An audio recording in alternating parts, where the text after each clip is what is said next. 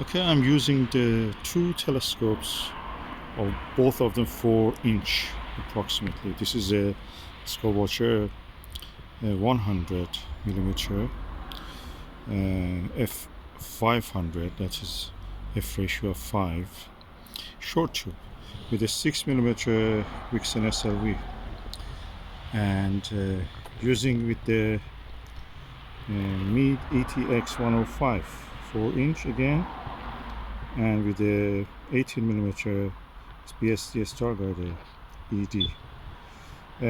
The comparison is according to this. I'm looking at the Jupiter with the short tube refractor. You can see a lot of details on the planet, the cloud belts, and but I can also say that there is plenty of chromatic aberration.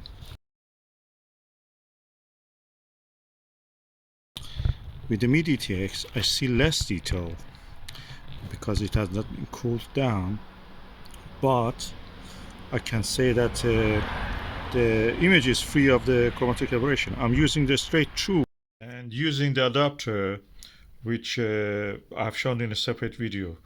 I have a video about that.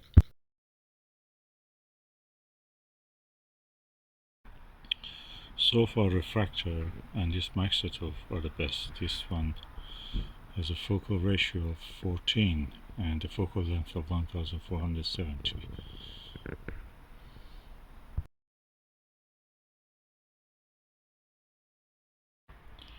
This is Skywatcher 4" short tube refractor.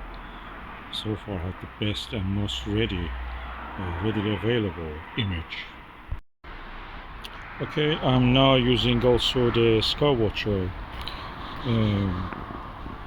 Heritage 4" 100mm focal length, 400mm, and f ratio 4. This gives you the widest angle possible, and because it has no collimation screws, I feel that the image of the Jupiter is out of collimation. I cannot see much detail. I see barely some of the cloud belts, nothing more than that, barely. Maybe south and north equator belt are not easily visible. I wish it could be collimatable. Even the little Gilbert that I had as a as a kid was, you could collimate it. This one you cannot collimate it. It's the widest angle telescope, so it's for deep sky observation quite good. But for the planetary, I mean in this case Jupiter, is not good. Maybe it's good for the moon, but for the planets like Jupiter you don't see much details. So out of these telescopes, so far the best one is that refractor, although it has a lot of chromatic aberration. Then comes this without chromatic aberration, the Meade ETX105, but the clarity is less. Of course, it is just out of the warm room and to this environment. Refractor was ready to observe.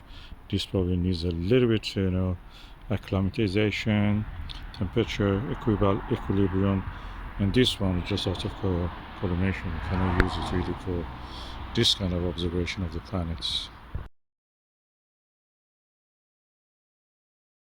And this is Skywatcher Newtonian.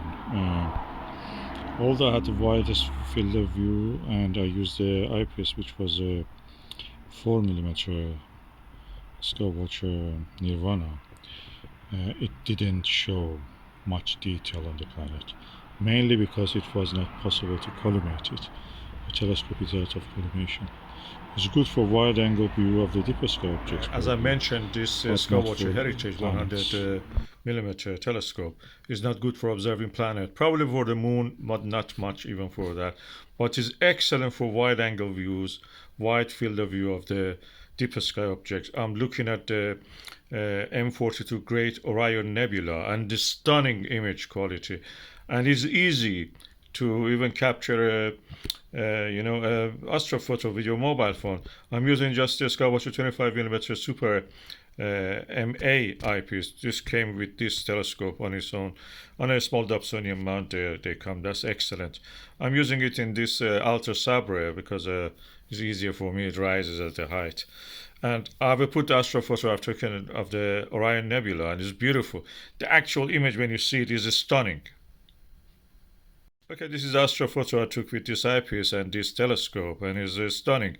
As you can see at the margin of it, we have some. The mirror is spherical, it's not paraboloid, so you can see some, chroma at the corners.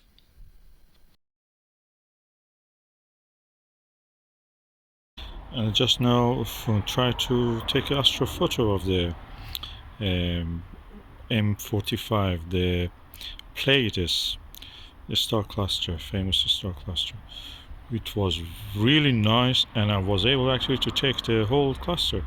It's really wide angle, really excellent in that sense. I have tried it with a lot of telescopes.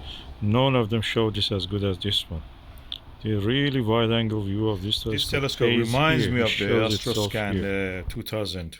That is also 4-inch, 4.5-inch.